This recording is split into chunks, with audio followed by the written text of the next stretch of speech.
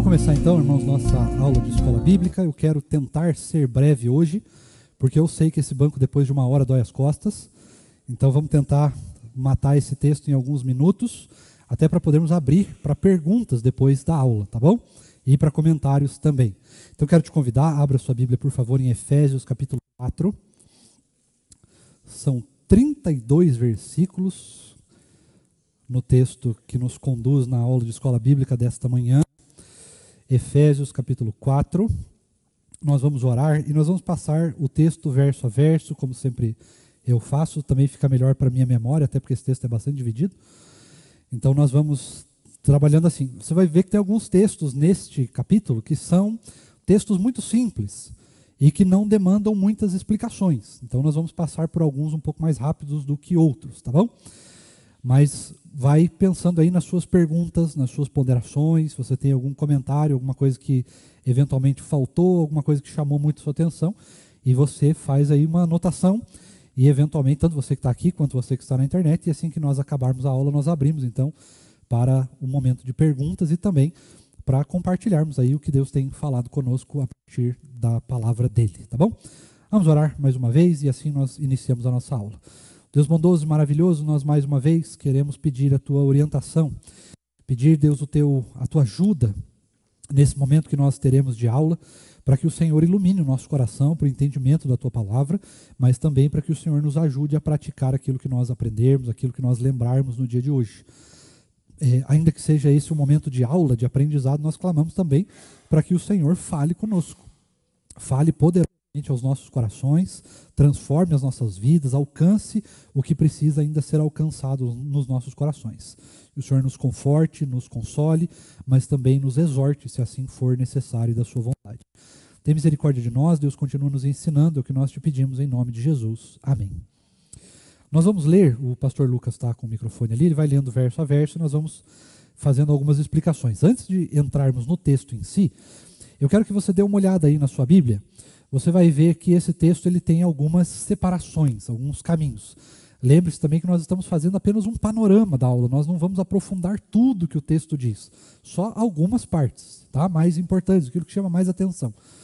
Então, eu quero que você olhe aí algumas divisões, antes da gente entrar na leitura do texto. A primeira divisão está dos versículos 1 até o versículo de número 6. É a primeira parte aí do texto, tá? Depois nós vamos ver uma segunda parte do versículo 7 ao versículo 10 e uma terceira parte do versículo 11 ao versículo de número 16. No entanto, essa parte toda, ou seja, esses 16 primeiros versículos falam a respeito da unidade da igreja, falam de um tema só, mas ele vai trazer ali algumas perspectivas diferentes dentro desse tema, por isso 3 divisões. Depois, nós temos mais 2 divisões grandes ali, do versículo 17 ao versículo 24 e do versículo 25 ao versículo de número 32. Nós até poderíamos fazer mais divisões aí, mas essas são as mais claras, as mais fáceis da gente achar e da gente poder dividir o texto de maneira didática, para que fique mais fácil o entendimento dele. Então nós estamos agora na parte prática da carta aos Efésios. Nós vimos 3 capítulos teóricos, que também tinham lições práticas, mas que falavam a partir da teologia, abordavam uma teologia mais consistente. Agora nós vamos transformar essa teologia aprendida nos 3 capítulos em coisas extremamente práticas, coisas do dia a dia. Nós aprendemos teologia e agora nós colocamos ela em prática na nossa vida e na vida da igreja, na vida da nossa família. O texto de Efésios vai falar sobre cada um desses aspectos, né? Na nossa individualidade, se revestir-vos com a armadura do Espírito, isso é uma coisa individual, né? Mas ele também vai falar, por exemplo, no capítulo 5, sobre casamento, né? Coisa de família. Mas ele também fala a respeito, no capítulo 4, da igreja também, como que nós vivemos em igreja, tá? Então, nós vamos trabalhar um pouquinho isso, e vamos direto ao assunto, para não ficar muita enrolação. Reve, Lucas.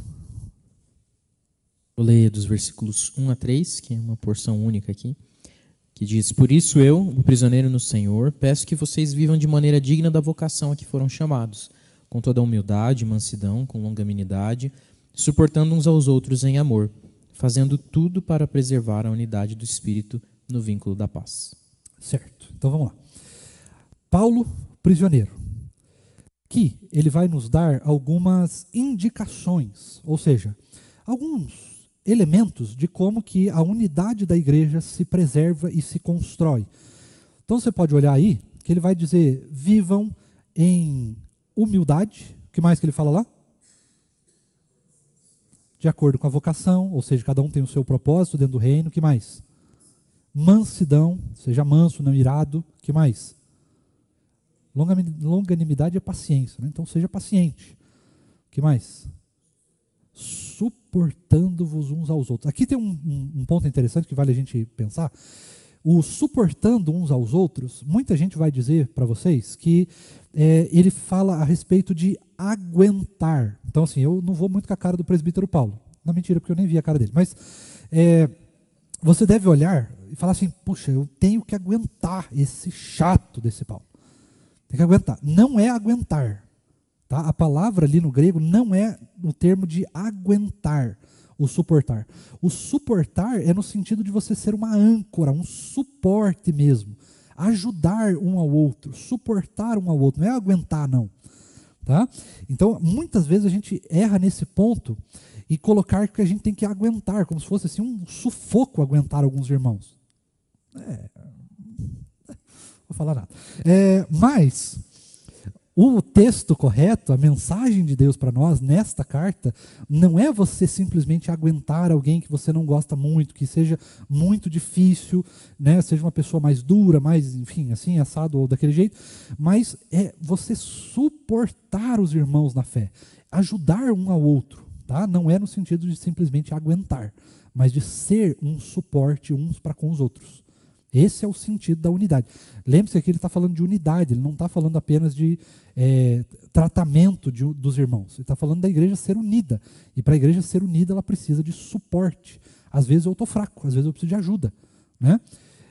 E às vezes você precisa de ajuda e eu estou no momento bom para te ajudar. Então nós suportamos uns aos outros nas nossas fraquezas, nas nossas tribulações, nas nossas lutas contra o pecado. Este é o sentido do suportar. Tá? Não é o sentido de aguentar a pessoa, mas de suportar, ser um suporte para a vida uns dos outros. Tranquilo até aqui? Outra coisa que chama a atenção é quando Paulo vai falar sobre a unidade do Espírito. Você percebeu ali? Unidade do Espírito. O que significa? Ele vai falar duas coisas sobre a unidade. Primeiro é a unidade do Espírito e depois, lá no versículo de número 13, se não me falha a memória, ele vai falar sobre a unidade da fé. São dois tipos de unidades. A unidade da fé é uma, a unidade do Espírito é outra. O que é a unidade do Espírito? A unidade do Espírito nada mais é do que a igreja vivendo em amor, uníssona. Mesmo que aconteçam divisões teológicas, mesmo que aconteçam divisões de relacionamento, mesmo que existam diversas denominações, a verdade da igreja, ou seja, o evangelho, nunca mudou. A igreja nunca mudou, ela vive em unidade. Essa unidade é promovida pelo Espírito. Ela não depende de nós exclusivamente. É uma unidade construída de maneira sobrenatural pelo Espírito. E ela não atinge a igreja presbiteriana do Brasil. Ela atinge a igreja invisível, ou seja, a reunião de todos os santos na fé. Não apenas uma denominação. Ainda que existam denominações que nós podemos discordar de várias coisas, e algumas que tenham até algumas coisas muito erradas, fora da palavra, ou até mesmo vivam por heresias, ainda assim, até lá, às vezes é possível encontrar irmãos em Cristo Jesus. Por quê? Porque existe uma unidade que é promovida, que é construída pelo Espírito, e não uma unidade construída apenas pelas nossas próprias forças, por gostar de alguém, ou por uma unidade teológica apenas.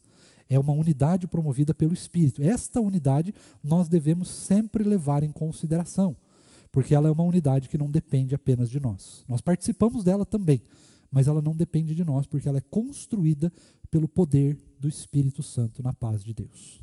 Tranquilo até aqui? Certo? Eu tenho certeza que alguém fez assim, né? Então vamos lá. Próximo, Rev, por favor. Desculpa, Rev, balancei a cabeça. Há somente versículo 4. Há somente um corpo e um só espírito, como também é uma só esperança para a qual vocês foram chamados. Aqui é aquela velha história. Um só corpo é a igreja. Só existe uma igreja. A igreja é Igreja Católica Universal. Não a apostólica romana, mas a católica mesmo, a igreja de todos os santos, onde todos os santos estão reunidos, todos os eleitos de Deus, quer no Brasil, quer em outros países, quer na presbiteriana, quer em outras denominações. Todos os santos estão reunidos na igreja de Cristo, um só corpo. Várias denominações, vários pensamentos diferentes, mas um só corpo. Um só espírito, não existem vários espíritos santos. Não existem vários espíritos de crente, só existe um espírito. Certo? E só uma esperança, é a esperança da volta de Cristo, a esperança do seu evangelho, que ele veio e morreu por cada um de nós, ressuscitou e agora está preparando lugar até a hora que chegue o momento preciso dele voltar para buscar a sua igreja, não uma denominação, mas a igreja de Cristo. Todos os santos, todos os eleitos serão ressurretos, aqueles que não estiverem vivos serão ressurretos, e então poderão passar pelo momento de julgamento e depois entrar na nova Jerusalém celestial. Texto bastante simples aqui. 5. Há um só Senhor, uma só fé, um só batismo, um só Deus e Pai de todos, o qual é sobre todos, age por meio de todos e está em todos nós. Bem claro aqui a parte da Trindade, ele está falando, né, um só Espírito, um só corpo. O Senhor da igreja é o Senhor Jesus, nunca vai mudar isso, a gente já sabe disso. Aqui tem uma só fé, nós cremos num evangelho apenas, não existem vários evangelhos. Pastor, mas não existem várias interpretações? Existem. Mas não existem interpretações do evangelho. As interpretações que existem são a respeito de doutrinas, mas daquilo que é o evangelho não pode haver divisões, certo? Nós vamos ver isso mais para frente, então não vou nem me deter aqui. Mas existe uma só fé, fé em Cristo Jesus. Um só batismo, aqui a gente tem um problema. Porque tem 3, imersão, aspersão e infusão, certo? Mas, na dúvida, se o batismo é feito em nome de Cristo Jesus, ou melhor, em nome do Pai, do Filho e do Espírito Santo, crendo em tudo que crê, sabendo que o batismo não salva, todos aqueles aspectos que nós já conhecemos a respeito do batismo, se o batismo é feito nestes termos, do termo correto da palavra, e se o batismo é feito por imersão, aspersão ou infusão, não importa. O que importa é o batismo. Se é com pouca água, se é com muita água, o que importa é batizar, certo? Então, há uma divisão muito grande aqui, há aquelas discussões terríveis e acaloradas que nós temos, que o batismo por imersão é melhor que o aspersão é melhor que a imersão. Ninguém lembra do infusão, né? Basicamente assim. Mas, na verdade, não importa qual é a quantidade de água, o que importa é o espírito do batismo, é o jeito que é feito, é por quem ele é feito, por meio de Cristo. O batismo é feito para Cristo, certo? Então, não é um sentido de como é feito, mas para quem é feito, do jeito que é feito. Se for feito biblicamente, se vai usar muita água ou pouca água, não faz diferença. Porque existe um batismo, só uma vez. Você só precisa ser batizado em nome de Cristo Jesus. E está tudo certo. Tá? Não leve para discussões coisas que não precisam ser levadas para discussões grandiosas. Porque batismo não salva ninguém. Nós podemos brigar por aquilo que salva. Por aquilo que é dogma, não doutrina. Doutrina a gente vai levando da melhor maneira possível. Para nós é uma. Certo? Para nós é a aspersão. Nós entendemos desse jeito. Mas isso não significa que é só esse que pode ser praticado. E que os outros são antibíblicos, são errados, são heresias. Nada disso. É só uma maneira diferente. Tanto que nós não batizamos, ou melhor, não rebatizamos vários irmãos em Cristo que vêm de denominações que fazem o batismo do jeito certo, mas por imersão. Certo? Então, não é a forma, mas é como e para quem o batismo está sendo direcionado. Tranquilo até aqui? 6. Um só Deus e Pai de todos, o qual é sobre todos, age por meio de todos e está em todos. Aqui é legal porque Deus falando, né, de maneira inspirada por Paulo, que só existe um Senhor da igreja, um Pai celestial que cuida de todos nós e que também não só cuida de nós, não só age, mas ele também age por meio de nós. Ele age em nós e por meio de nós. A igreja é importante porque ela é um instrumento da vontade de Deus, da realização e da operação da vontade de Deus. Ela não é apenas uma reunião dos santos, mas ela é um instrumento de realização de uma boa parte da vontade de Deus. Deus escolheu assim. Ele nos fez úteis no seu reino. Não é apenas súditos, né, de obrigação e obediência, mas Deus nos dá propósito. Esse texto ele é um texto de ligação que vai falar agora sobre os propósitos de Deus para a igreja, ou seja, para a minha vida e para a sua vida. O que Deus quer de nós? Como que Ele nos instrumentaliza para realizarmos a sua vontade de acordo com aquilo que Ele, de acordo com o seu propósito para cada um de nós. É isso que nós vamos ver agora nos próximos 4 versículos, tá? Então vamos lá, versículo 7. Você me permite um comentário? Claro, fica à vontade. Acho que é muito legal a gente perceber nessa primeira porção aí dos 6 primeiros versículos como ele faz questão de afirmar os vínculos, né? Aquilo que nos une como um só corpo. Então ele vai argumentando do como, primeiro, que a gente deve viver enquanto corpo, né? Que é aquilo que você citou ali, né? Humildade, mansidão, longanimidade, suporte, preservando em amor. E aí ele vai dizendo que nós somos vinculados pela paz no Espírito. E aí ele fala, mas o que é, né? Quais são as coisas que nos unem? E ele dá uma lista muito grande, né? Que é um corpo, um espírito, uma esperança, um Senhor, uma fé, um batismo, um Deus. E isso deve nos lembrar como que a gente identifica quem é corpo e quem não é corpo, né? Que é o que você falou. Tem coisas que são acessórias, são coisas que a gente pode sim ser flexível a respeito delas, porque não são elas que são os vínculos que nos unem enquanto corpo. E é verdade que a gente pode ser muito confundido, porque não é porque uma igreja carrega o nome de evangélica ou de cristã ou algo do tipo que necessariamente ela se faz corpo conosco, mas é esse aqui o parâmetro, né? Quais são as coisas que nos vinculam? Nós temos a mesma esperança? Cremos no mesmo Deus? É o mesmo Senhor que é da igreja, Jesus, né? É um só Espírito? E todas essas coisas a gente deve considerar para entender quem faz parte do corpo e quem não faz conosco, independente da placa, né? Exato. O presbítero Norton uma vez falou, foi bem na época que eu cheguei na igreja, próximo ali da onde era a antiga FATESUL, que agora é SPS, ele tinha falado alguma coisa no sentido de que muitas são as diferenças que nos fazem nos afastar uns dos outros. Mas existe apenas uma coisa que nos liga, Cristo Jesus, né? Então, isso é bastante importante da gente perceber. Nesse texto a gente tem exatamente isso que o pastor Lucas falou, né? A fórmula mágica, vamos chamar assim, de olhar quem faz parte dessa fé, quem está conosco ou quem não está conosco, né?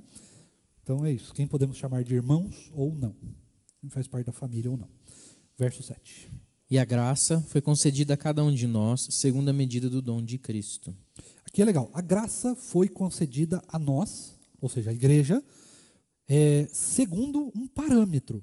Não foi assim, Deus dá e ponto final. Tem um objetivo por trás, tem um parâmetro para aquilo que Deus faz. E aqui é segundo a sua vontade, ou seja, não só a sua vontade, mas também a sua porção, né? Aquilo que Deus nos dá. Então você pode olhar e falar assim, puxa, todos na igreja são pastores? Não dá para uma igreja viver só de pastores. Assim como nós falamos um corpo, não dá para o corpo ser feito de mãos, né? Nós temos outros textos que falam isso. Não dá para o corpo ser feito de mão, não dá para o corpo ser feito de barriga, vai ficar estranho. Então, cada um tem a sua particularidade, tem a sua parte, tem a sua função dentro do corpo. E essa função, ela não é construída por nós, ela é dada por Cristo Jesus, segundo o propósito que Ele mesmo tem para cada um de nós.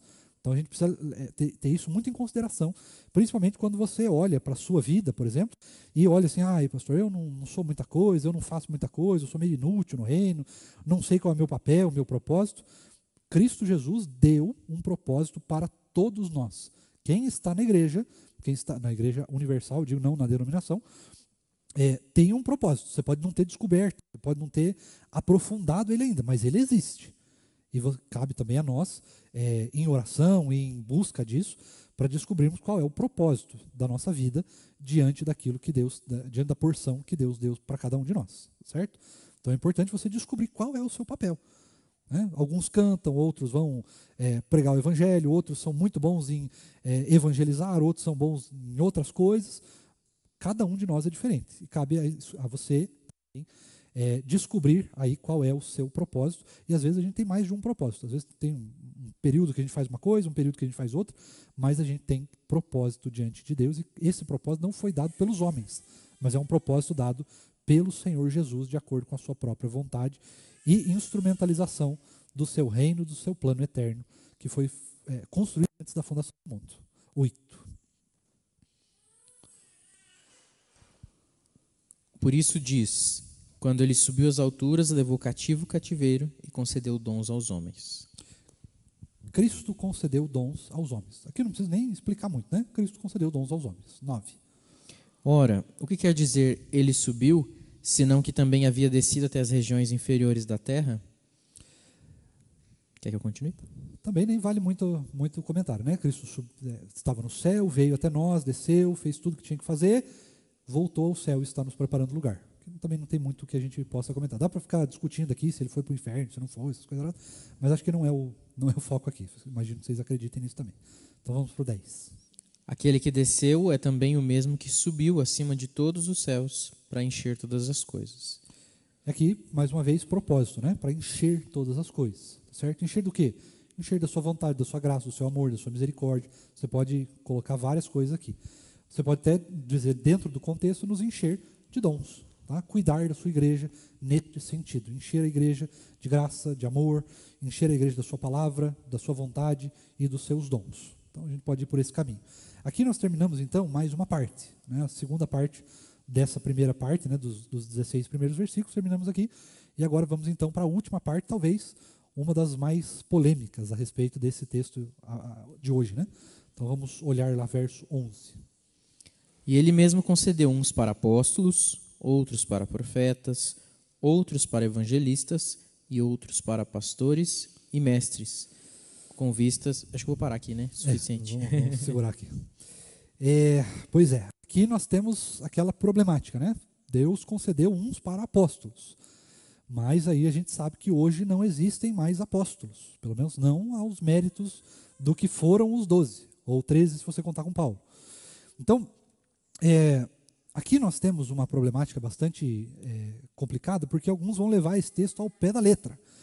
E levá-lo ao pé da letra significa levá-lo aos moldes antigos, ou seja, o apóstolo é o apóstolo antigo, igual a Paulo. Não é. O profeta é o profeta igual do Antigo Testamento, aquele que vai lá e faz profecias e tem visões. Também não é o caso. O que Paulo está nos dizendo aqui é que a igreja ela tem pessoas que são escolhidas para várias funções.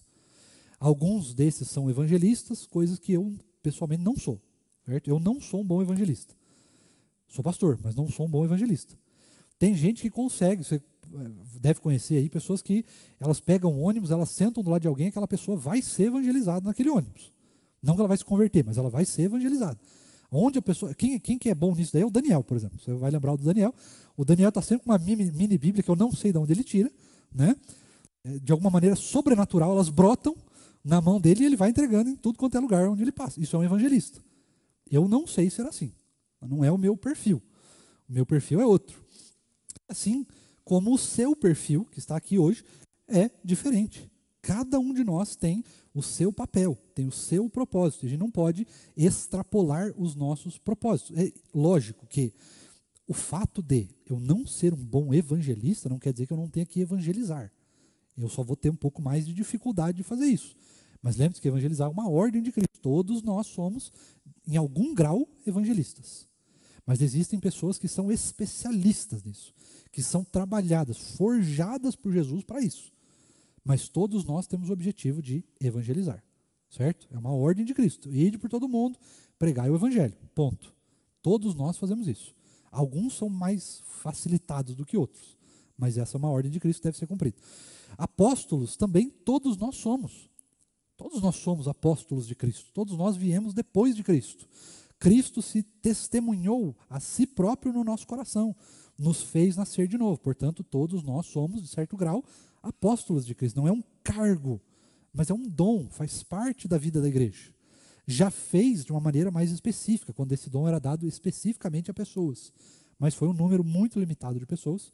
Nós já sabemos que esse dom cessou, este sim de fato acabou, né? O dom apostólico acabou, e agora esse dom foi transferido para a igreja em si, para todos nós, certo? Todos nós somos apóstolos, somos discípulos de Cristo Jesus. O dom profético é a mesma coisa. Não existem mais profetas à luz do Antigo Testamento. João Batista foi o último. Você pode até colocar que Jesus foi o último, né? Porque ele é o profeta perfeito. No entanto, a profecia em si não cessou, só que ela se transformou. Ela não é apenas uma previsão do futuro, como era antes. ou uma revelação da parte de Deus, como era antes, uma revelação que não existia. A profecia agora é a proclamação do Evangelho. Se você proclamar o Evangelho para alguém, você está profetizando. Isso é a profecia do Novo Testamento e a profecia que nos cabe a nós. Mesma coisa, alguns têm mais facilidade, outros menos facilidade. E aí nós temos então os evangelistas, pastores e mestres ou pastores mestres. Você pode tirar o E ali, ou o ou, você pode tirar também. Cada um vai ter uma interpretação diferente, se é pastor e mestre ou se é pastor mestre, certo? Mas o que cabe existem pessoas na igreja que são especializadas, são chamadas por Deus para o ensino da igreja, certo? Nem todos os crentes são especializados, forjados no ensino. Isso não significa ir ou não para um seminário. Você pode estudar sem ir para o seminário, tá? Mas a questão é uma questão de chamado, de especialização, de capacitação não humana, mas capacitação e chamado da parte de Cristo Jesus. Algumas pessoas são para isso, outras pessoas são para o serviço da igreja. Aqui tem alguns dons, não são todos, tá? Não significa que a igreja se limita a estes, mas significa que existem outros dons, o dom do serviço, o dom da misericórdia, o dom do ensino e assim vários outros tipos de dons que nós podemos ver em outras listas. Só que aqui é importante você olhar para que existem dons. Para que Deus dá dons? Dons vêm da parte de Cristo, são ministrados a nós pelo Espírito que habita em nós, que forja esses dons, que nos capacita nesses dons, na exerção desses dons. Mas qual é o propósito desses dons? Para que ele serve? Para que Deus dá esses dons para a igreja? Por que ele não usa outra forma? Nós já explicamos isso um pouquinho antes no texto. Porque cada um de nós tem um propósito, e esse propósito é dado pelo Senhor Jesus, faz parte da sua vontade. Ele não nos dá simplesmente a vivência no reino, mas ele nos dá um propósito, porque essa é a vontade, a forma como ele escolheu de usar a sua igreja. Né? Nós somos parte da resposta e da proclamação da vontade, ou do exercer, né, da vontade de Deus nesta terra. Faz parte de nós, então nós precisamos de dons. Esses dons são ministrados por Deus, entregues pelo Espírito que habita em nós. No entanto, existem mais dons do que essa lista. E eles têm um objetivo. E esse objetivo nós vamos ver agora a partir do versículo de número 12. Com vistas ao aperfeiçoamento dos santos, para o desempenho do seu serviço, para a edificação do corpo de Cristo. Então são 3 coisas aí, certo? Você notou também, né? 3 coisas aí. Qual que é a primeira? Aperfeiçoamento. Nós precisamos o tempo todo sermos aperfeiçoados. Sempre tem alguma coisinha para melhorar. Porque nós somos humanos. Então, sempre tem alguma coisinha para melhorar. Portanto, aperfeiçoamento. Nós vamos aperfeiçoando os crentes. Sempre tem crente novo chegando. Nós temos, nem todos são maduros na fé. Nós temos ainda crianças, nós temos ainda os nossos adolescentes, nós temos ainda os nossos jovens. Nós temos pessoas novas que chegam ao Evangelho. Então, o aperfeiçoamento nunca para. Ele nunca pode parar. Nós precisamos sempre nos aperfeiçoar. Tá? Segunda coisa que ele aparece ali. Serviço. Não é isso? Precisamos servir. Ou seja, conhecer os dons nos leva ao aperfeiçoamento da igreja e leva também a igreja a servir. Ou seja, a cumprir a vontade de Deus nessa terra. Servir os pobres, servir o próprio reino na igreja e servir os nossos que estão lá fora. Tá? Então tudo isso, né, a transformação do mundo, que eu preguei hoje também um pouco, fazer esse mundo virar um pouquinho do céu, todas essas coisas fazem parte do serviço. E a terceira? Edificação. Nós precisamos ser edificados. O que significa edificado? Construídos. O tempo todo nós estamos sendo construídos.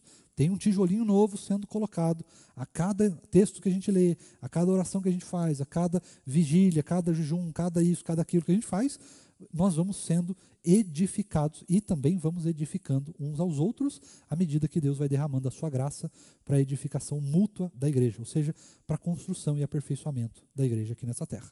Você vai perceber que a igreja do Novo Testamento, lá antigamente, a igreja primitiva que nós chamamos, não é a mesma igreja que nós temos hoje. Tem coisas melhores, outras coisas que nem sempre são tão boas assim.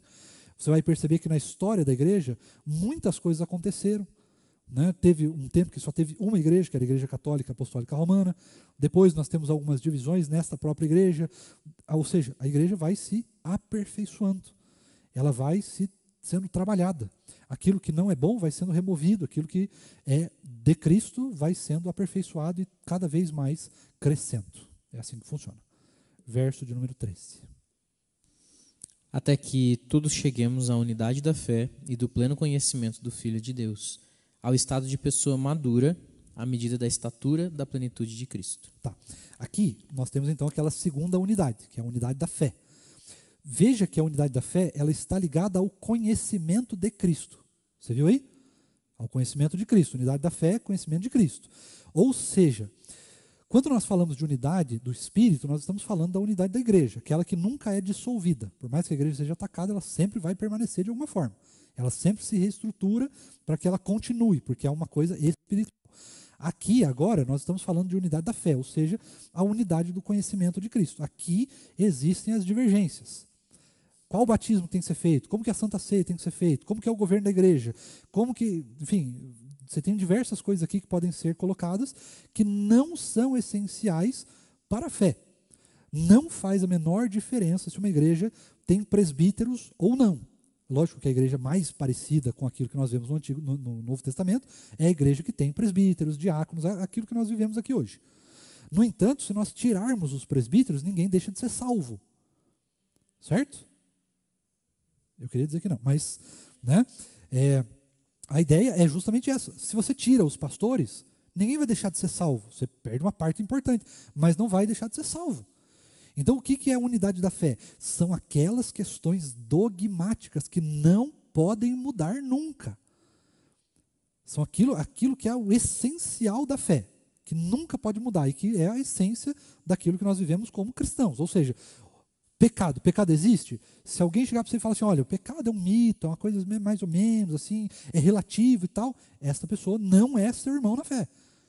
Porque pecado é essencial, faz parte da salvação de Cristo. A partir do momento que você mexe com o pecado, você está mexendo com a necessidade que nós temos de Jesus.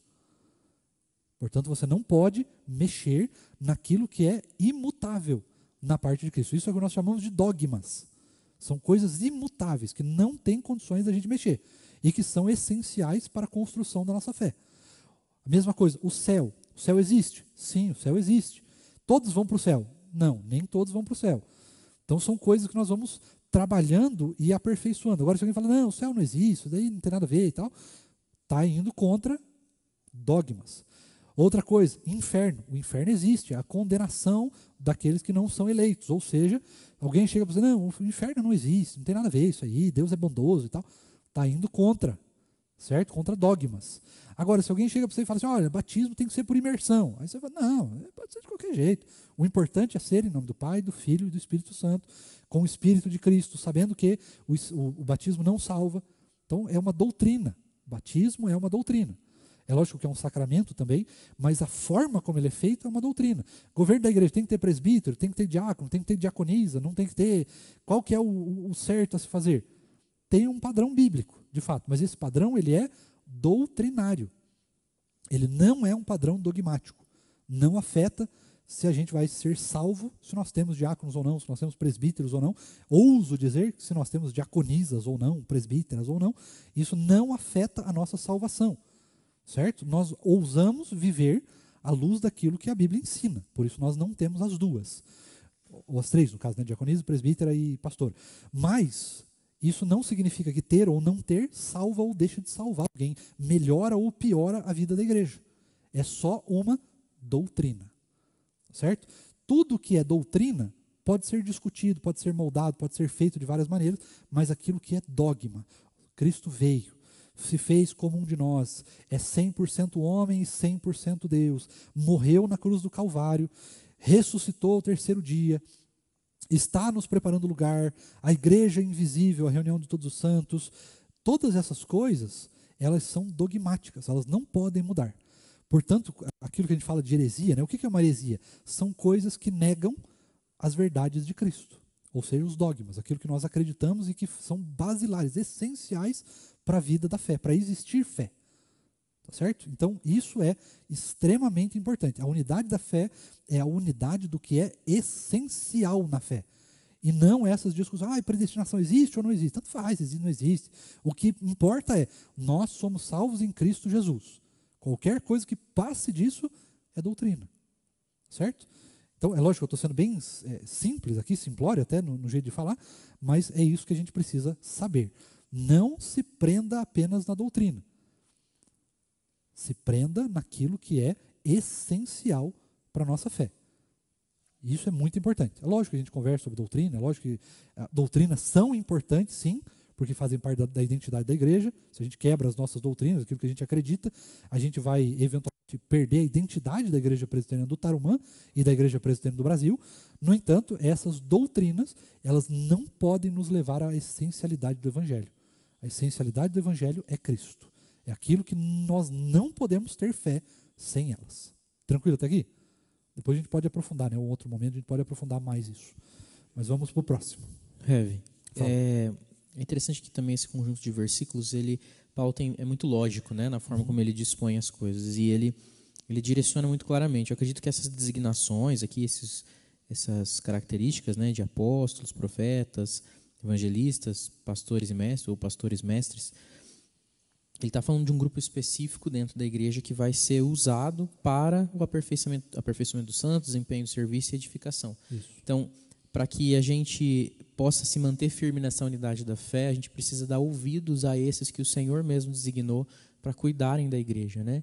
Então, eu acho muito legal porque é importante, acho que ressaltar isso que você falou, de que essa não é a lista definitiva de dons e de aptidões dentro da igreja, né, que o Senhor designa para fazer, para trabalhar, mas ela é justamente direcionada ao ensino e ao cuidado da igreja, né? Porque tem aqui o pastoreio também que diz respeito a cuidado, mas para que a gente possa manter essa unidade da fé. Então é muito importante a gente orar pelos líderes, para que Deus levante líderes que sejam realmente chamados para esses propósitos e que sejam estes fiéis à unidade da fé, para que possam ensinar a igreja, para que ela seja edificada, aperfeiçoada e possa servir de acordo com essa unidade da fé no pleno conhecimento de Cristo, né? Exato. Para que a gente seja de fato maduro. Então, a igreja amadurece a partir do exercício desses dons, desses que foram chamados para serem mestres, evangelistas, enfim, todos aqueles ali que são citados, né? Exato.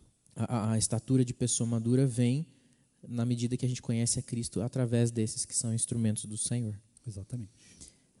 Agora é o 14, né? Para que não mais sejamos como crianças, arrastados pelas ondas e levados de um lado para o outro por qualquer vento de doutrina, pela artimanha das pessoas, pela astúcia com que induzem ao erro. Aqui é a lição clara, né? Não preciso nem me aprofundar nisso. Às vezes, quando nós entramos na fé, nós somos meninos, nós estamos aprendendo. Mais para frente, o ideal é que a gente se aperfeiçoe através da pregação da palavra e tudo mais, né, do que a gente acabou de falar. No entanto, é preciso que a gente também tome esse cuidado, irmãos, de doutrinas. Veja que a palavra é bem clara. São levados por ventos de doutrina. E quantas vezes você já viu isso, né? Doutrinas que vêm e que vão. E as pessoas ficam extremamente empolgadas com doutrinas e esquecem daquilo que é essencial para a fé. Deixam aquilo que é essencial de lado para viver doutrina. Isso é perigosíssimo para nós, né? Perigosíssimo. Inclusive, aqui é uma coisa importante, se você olhar, você já tentou discutir com alguém que está vivendo o vento de doutrina? Você chega para a pessoa e fala assim, não, mas isso aqui, cara, não é bíblico, isso não tem nada a ver. A pessoa não abre os olhos de jeito nenhum. Ela não vai aceitar o que você está falando de jeito maneira, porque ela está vivendo, né? Ela está sendo levada por esse vento de doutrina. E só o Espírito pode nos convencer de que aquilo é antibíblico, que é errado e tudo mais. E é só você ver que quanto mais acontecem ventos de doutrina, você tem, por exemplo, aí o liberalismo teológico, que ainda é um vento de doutrina, né? Mas o liberalismo teológico, ele começou na Europa, todo mundo ficou assim, empolvoroso pelo negócio, coisa maravilhosa, nós temos que ser liberais, e é isso aí, e foi que construiu. Hoje passou o vento de doutrina na Europa. E o que sobrou? Púlpitos vazios, igrejas que se transformam em boates, em bares, porque o vento de doutrina levou muitos daqueles que eram nossos irmãos na fé, e quem permaneceu na essência do Evangelho. O vento de doutrina ele sempre virá. Cada vez é uma coisa nova. Hoje é o tal da teologia do coaching aqui no Brasil, né? Que você pega lá a fé essencial, distorce essa fé essencial e você transforma tudo em glória, tudo em coisas maravilhosas, né? Antes, lá na década de 90, 80 ali, era cura espiritual, né? Cura física. Agora não é mais cura física, agora é o bem-estar da fé. A fé, ela tem que causar um bem-estar. O tempo todo você tem que estar bem consigo mesmo, alegre, feliz e tal, e é o poder da palavra, né? Não é mais o poder de Deus, mas é o poder da palavra, é a influência, é o dinheiro, são coisas do tipo. Então, o vento de doutrina ele sempre vai se renovando, mas nós precisamos nos tornar maduros para não sermos levados, em hipótese alguma, por vento de doutrina, por ideologia, por coisas humanas, ideias humanas e assim vai. Então é essa a ideia do texto aqui. Imagino, se na época de Paulo ele fez esse alerta, né? Imagina hoje, tanto de acesso que a gente tem a tantas pessoas falando tantas coisas, né? E se a gente não tiver boa base, a gente se encanta com qualquer vento de doutrina que bate, né? 15. Mas seguindo a verdade em amor, cresçamos em tudo naquele que é a cabeça, Cristo, de quem todo o corpo, bem ajustado e consolidado pelo auxílio de todas as juntas, segundo a justa cooperação de cada parte, efetua o seu próprio crescimento para a edificação de si mesmo em amor.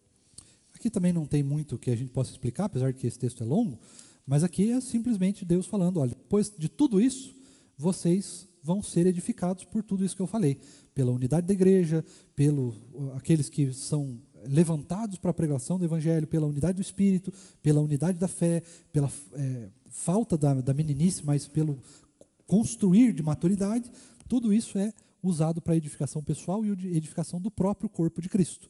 Então é importante que você atente para isso, né? Tudo isso feito debaixo da vontade de Deus, mas com a cooperação uns dos outros. Por isso que não existe ninguém que seja inútil no reino. Por isso que a gente briga tanto, né? A palavra é essa mesmo, a gente briga tanto, bate tanto na tecla de que você não pode vir para a igreja e ser só um espectador. Não faz parte da vida cristã ser um espectador. Faz parte da vida cristã ser um servo de Deus, achar o seu lugar no reino. Não importa o quão pequenininho ele seja. Não importa se você foi chamado só para bater palma, mas você tem que fazer alguma coisa. Você não pode ser um espectador da fé. Você tem que ser um participante da fé. Isso é importante. Sem você, a igreja não está completa. Nós temos partes faltando. Alguma parte do corpo está com defeito. Tá? Ela não vai se mexer direito, nós não vamos conseguir realizar as atividades do jeito certo, porque você não está participando. Você está contrário àquilo que a igreja é, um corpo, onde todos, sem exceção, todos têm a sua função. O pastor não descobri ainda, então você ora, você vem falar conosco e nós vamos achar um lugar que você consiga servir. Mas nada, ninguém é inútil no reino de Deus. Tá bom? Próximo. Agora vai ficar mais rápido.